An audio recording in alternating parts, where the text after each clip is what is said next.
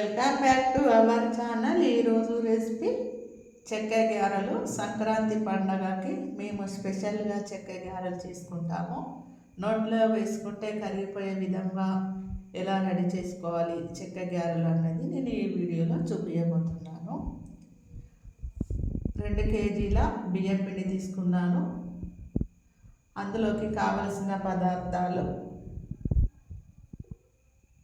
కొత్తిమీర, బెబ్బెరపప్పు, కరివేపాకు, కారం, ఉప్పు, ఉల్లి ఆకు, నువ్వులు తీసుకున్నాను. ముందుగా మిక్సీ జార్ తీసుకొని ఒక 50 గ్రాముల వెల్లుల్లి వేసుకొని అందులో ఒక టేబుల్ స్పూన్ జీలకర్ర వేసుకొని ఒక 3-4 పచ్చిమిర్చీలు వేసుకోవాలి.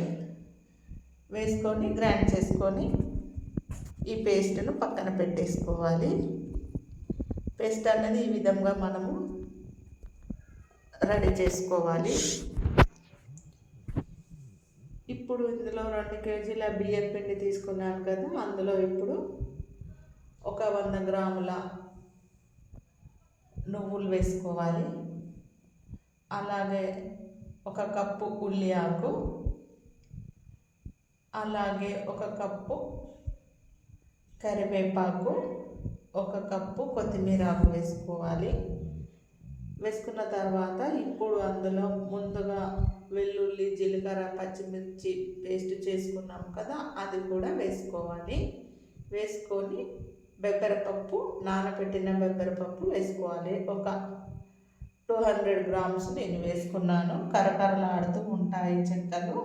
ఇప్పుడు ఒక 2 చెంచాల ఉప్పు వేసుకోవాలి. 2 కేజీలకు 2 చెంచాల ఉప్పు మనకు సరిపోతుంది. అలాగే ఇప్పుడు కారం ఒక 2 టేబుల్ స్పూన్లు వేసుకోండి. ఎందుకంటే పచ్చిమిర్చి కూడా మనం గ్రైండ్ చేసుకున్నాం కాబట్టి 2 చెంచాలు సరిపోతుంది. ఇప్పుడు వీటిని అన్నీ బాగా కలపండి. పిండికి పట్టే విధంగా నువ్వులు, ఉప్పు, కారం, బెబ్బెరపప్పు, నువ్వులు ఇవన్నీ వేసాం కదా, బాగా కలుపుకొని కొన్ని వాటర్ పోసుకుంటూ పిండిని మంచిగా తడపండి. ఎందుకంటే లూజు అయితే చెక్కలకు నూనె అనేది మనకి ఎక్కువ పీల్చుతుంది కాబట్టి పిండి అనేది మంచిగా గట్టిగా ఉండే విధంగా మనం తడుపుకోవాలి. అప్పుడే గారెలు కరకరలాడుతూ నూనె అన్నది మనకు తక్కువగా పడుతుంది.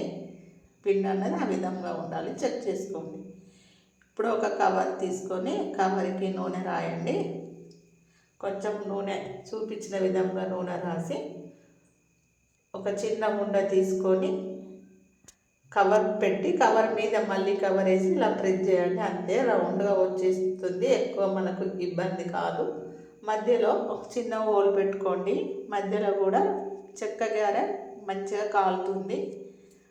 అన్ని గారెలు అదే విధంగా చేసుకొని వేరే క్లాత్ మీద వేసుకోండి.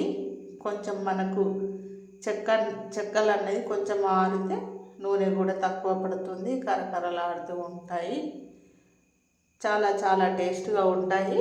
పిల్లలు కూడా చాలా ఇష్టంగా తింటారు. ఈ విధంగా చేసినట్లయితే సూపర్గా ఉంటాయి. ఎందుకంటే మనం పప్పు, కరివేపాకు ఇవన్నీ వేసాం కదా, చాలా టేస్ట్గా ఉంటాయి. వేసుకొని ఈ విధంగా ఒక 2 వాయిలకు ఒక 10-15 అయ్యేటట్టు చేసి రెడీ పెట్టుకోండి.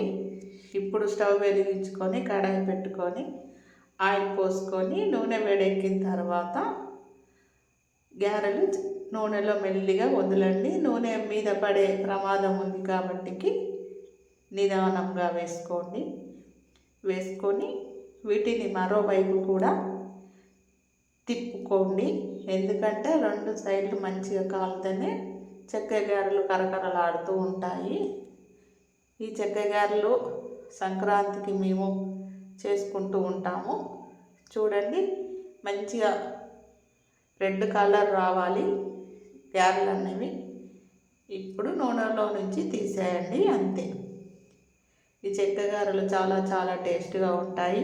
ఈ వీడియో మీకు నచ్చినట్లే సబ్స్క్రైబ్ చేయండి. ఒక లైక్ కొట్టండి ఫ్రెండ్స్.